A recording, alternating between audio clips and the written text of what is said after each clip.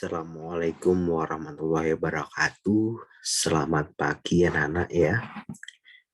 Pada kesempatan ini kita sudah masuki pembelajaran keempat ya. Di tema 6 cita-citaku subtema 1 ya.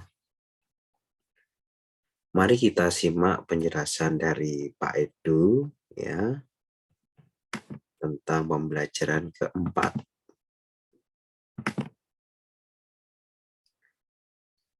Ya, di pembelajaran 4 ini ada gambar-gambar ya anak-anak ya. Yang pertama peternak sapi ya, ini gambarnya. Ada peneliti tumbuhan, dokter, penari, pilot ya. Ada gambarnya Siti juga ya. Perhatikan gambar di atas, apa yang dapat kamu ceritakan dari gambar tersebut. Ya, kamu dapat memiliki lebih dari satu cita-cita. Cita-citamu pun tidak harus berupa profesi tertentu. Cita-cita seseorang merupakan impian yang ingin dicapai karena ia memiliki minat dan kesukaan. Minat dan kesukaanmu terhadap bidang tertentu dapat membantumu meraih cita-cita. Siti ingin menjadi peneliti di bidang tumbuhan. Ia suka berkebun, halaman rumahnya ditumbuhi berbagai tanaman. Siti juga suka membaca buku tentang tumbuhan. Bagaimana dengan kegiatanmu di rumah? Apakah kamu juga senang meneliti tumbuhan seperti Siti ya? Atau bagaimana ya? Kita masuk di halaman 35. Ini ada tugas ya yang harus kamu selesaikan. Apakah cita-cita atau impianmu? Cita-cita anak-anak ya atau impiannya anak-anak itu ingin jadi apa? 2. Kegiatan apa saja yang kamu suka lakukan di rumah? 3. Kegiatan apa sajakah yang kamu sukai di sekolah? 4. Kegiatan apa yang menurutmu paling sulit dilakukan? 5. Jelaskan kegiatan apa saja yang dapat membantumu untuk meraih cita-cita. Kemudian kita masuk di halaman 36. Cari tahulah mengenai kegiatan-kegiatan yang disukai dan kegiatan yang sulit dilakukan oleh temanmu.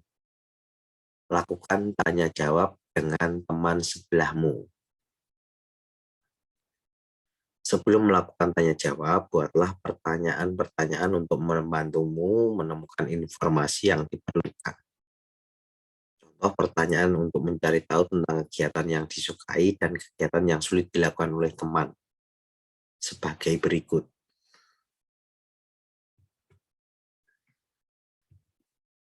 Apakah kegiatan yang kamu sukai? Mengapa kamu menyukai kegiatan itu? Apakah kegiatan penting yang sulit kamu lakukan? 4. Mengapa kegiatan itu sulit bagimu? 5. Pekerjaan apakah yang kamu cita-citakan? Ini nanti nggak usah tanya jawab dulu, kamu buat pertanyaan, itu ada 5. Kamu tambahi 3 pertanyaan lagi. Kemudian, apa kegiatanmu sama dengan kegiatan temanmu? Apa kesimpulanmu tentang cita-cita temanmu? Ini tidak usah ya. Kemudian bawahnya ada banyak jenis kegiatan yang dapat kamu lakukan. Semua memiliki manfaat untuk mencapai cita-citamu. Oleh karenanya, kamu harus terus berusaha mengatasi kesulitan-kesulitan dalam melakukan kegiatan yang bermanfaat tersebut. 37, ayo membaca. Ada banyak kisah tentang orang-orang yang meraih mimpi besarnya dengan menghadapi kegagalan terlebih dahulu. Kisah sukses mengatasi kegagalan. Michael Jordan, pemain basket dunia. Saat duduk di bangku SMA, Michael pernah gagal masuk tim basket sekolahnya.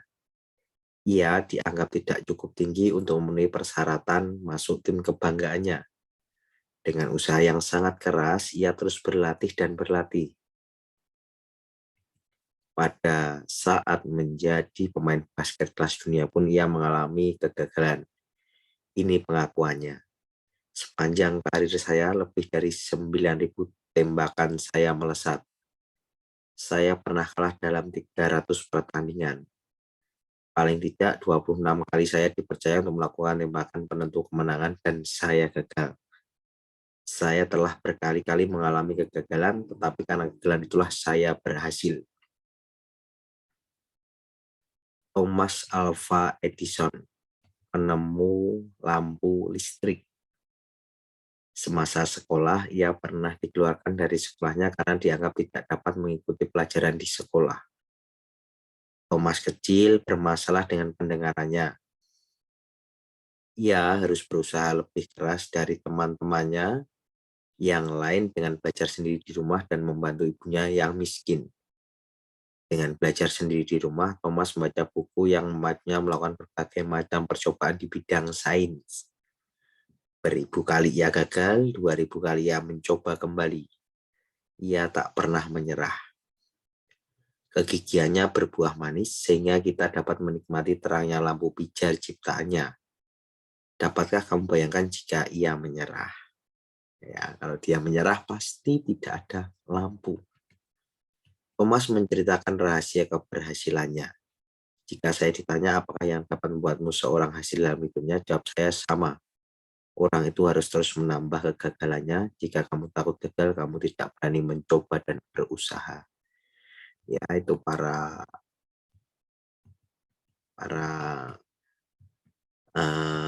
kisah sukses ya mengatasi kegagalan. Contohnya Michael Jordan, pemain basket yang beribu-ribu kali gagal. Kemudian Thomas Alva Edison, penemu lampu listrik, ya gagal dan 2000 kali yang mencoba kembali. Kemudian halaman 38, apakah mimpi Michael Jordan dan Thomas Alva Edison itu kamu kerjakan? Kemudian kegiatan apa saja yang senang dilakukan oleh keduanya? 3, tantangan apa saja yang dihadapi Michael Jordan dan Thomas Alva Edison untuk meraih mimpinya? Kemudian bagaimana cara mereka menghadapi kegagalannya? Ya, kemudian soal lagi, bagaimana denganmu? Tantangan apa saja yang akan kamu hadapi untuk meraih mimpimu? 2, bagaimana kamu akan menghadapi tantangan tersebut? Terkadang saya malu jika berbicara di depan orang banyak. Bagaimana saya menjadi guru yang baik? Semuanya perlu dilatih, Din. Apapun demikian, aku harus terus berlatih agar bisa menjadi olahragawan yang hebat. Meskipun badanku kecil, nyaliku tidak kecil, Din. Yuk, kita saling memberi semangat untuk menggapai cita-cita kita. Ya. Kemudian halaman 40, Benny yang berbadan kecil sangatlah gesit dan tangkas. Dayu yang memulai pandai menari. Lihatlah Siti yang lincah, sungguh sigap gerakannya. Lani yang senang berolahraga pun sangat bugar. Penampakan luar mereka sangatlah beragam. Namun semuanya memberikan manfaat. Perhatikan gambar berikut. Ini gambar-gambar ya, memakai baju adat. Negara Indonesia yang terletak di titik persilangan antara berbagai bangsa menyebabkan beragamnya ras yang ada di Indonesia. Ras berkaitan dengan ciri-ciri fisik atau ciri tubuh. Setiap suku di Indonesia mempunyai ciri fisik yang berbeda. Masyarakat yang tinggal di Pulau Papua dan Pulau Aru merupakan satu kelompok ras yang berbeda dengan kelompok lainnya. Kelompok masyarakat Sakai dari Riau, suku Kubu dari Sumatera Selatan, suku Tomuna dari Pulau Muna, masyarakat Enggano di Bengkulu, dan masyarakat Mentawai memiliki kemiripan satu dengan yang lain. Masyarakat Batak, Toraja, dan Dayak ada dalam kelompok ras tersendiri. Demikian juga dengan kelompok masyarakat Madura, Jawa, Bali memiliki ciri fisik yang hampir serupa. Nah, yang ini dikerjakan sendiri-sendiri ya. Bagaimana keragaman orang-orang yang ada di sekitarmu? Adakah ciri fisik berdasarkan suku asal yang membedakannya? Itu suku asal yang membedakannya. 2. Apa manfaat mengetahui keragaman ras dan ciri fisik suku-suku yang ada di Indonesia? Apakah manfaat mengetahui keragaman ras dan ciri fisik masyarakat di sekitar kita, ya? Kemudian jelaskan hasil diskusimu di depan kelas, ya. Itu berarti yang dikerjakan adalah nomor 1, 2, 3, ya. Ras itu apa sih? Ada yang sudah tahu ras itu apa, ya?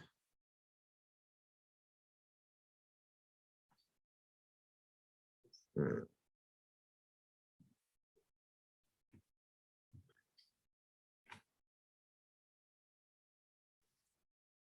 Sudah yang tahu belum ras?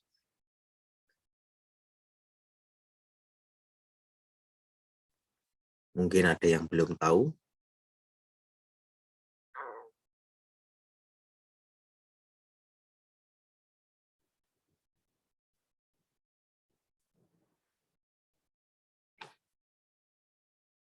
Ras itu suatu sistem klasifikasi yang digunakan untuk mengkategorikan manusia, ya. Namanya ras ya, masalah usul geografis, tampang jasmani dan kesukuan yang terwarisi itu namanya ras, ya. Nah, ya. Kemudian ini perbedaan ciri fisik antar ras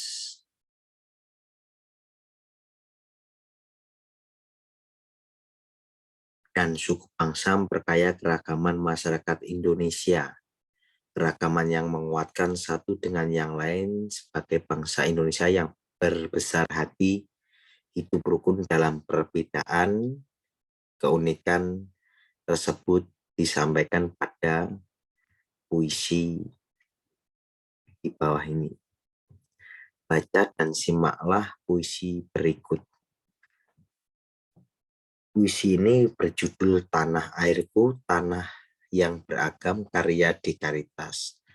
Ini kamu baca, ada 4 bait. Setiap satu bait terdiri dari 4 baris, ya. Sudahkah kamu menyimak puisi tersebut? Pastinya sudah menyimak dan membacanya. Kemudian setelah kamu baca, kamu akan ada tugas, yaitu makna puisi bait pertama. Maknanya apa tentang puisi bait pertama? Kemudian makna puisi bait kedua. Setelah itu makna bait puisi ketiga. Terus yang terakhir makna puisi bait keempat ya. Itu. Kemudian yang terakhir makna puisi secara keseluruhan. Setelah itu kita akan jelaskan bahwanya keragaman di Indonesia tidak melulu tentang budaya dan tradisinya. Adanya keragaman alam juga mengakibatkan beragam sumber daya alam yang ada. Salah satu sumber daya alam yang tidak terbarukan adalah sumber daya berupa pertambangan. Bahan yang ditambang adalah berbagai jenis mineral dan logam seperti emas, timah, nikel, batu bara, dan bauksit. Ya. Perhatikan di lingkungan tempat tinggalmu, carilah informasi tentang sumber daya alam yang tidak dapat diperbarui di daerahmu. Ya, kamu hanya menuliskan aja, tuliskan sumber daya alam yang dapat diperbarui di daerahmu, kemudian sumber daya alam yang tidak dapat diperbarui daerahmu. Ini aja 3 soal ya, yang Pak Edukasi warna biru ini kamu kerjakan ya, dimanfaatkan untuk apakah sumber daya alam itu bagi penduduk di daerahmu. Itu ada tugas atau penjelasan pada sumber daya alam ya, pada pembelajaran keempat ya. Sampai sini mungkin ada pertanyaan belum jelas, bisa bertanya kepada Pak itu ya Nana ya. Mungkin ada sesuatu hal yang belum paham ya, kamu harus bertanya ya, karena ada apa, peribahasa malu bertanya sesat di jalan ya. Maka dari itu Pak Edu menyarankan apabila belum jelas agar bertanya, biar nanti anak-anak sewaktu-waktu ulangan anak-anak bisa ya. Jangan lupa untuk selalu patuh pada kedua orang tua, manut ya, disuruh belajar-belajar, disuruh ngaji-ngaji ya. Pokoknya manut, insya Allah nanti nilai kamu juga akan bertambah ya. Itu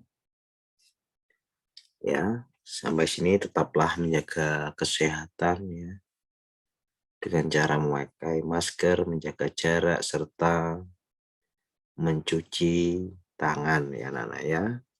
Sampai sini akhirul kalam. Wassalamualaikum warahmatullahi wabarakatuh.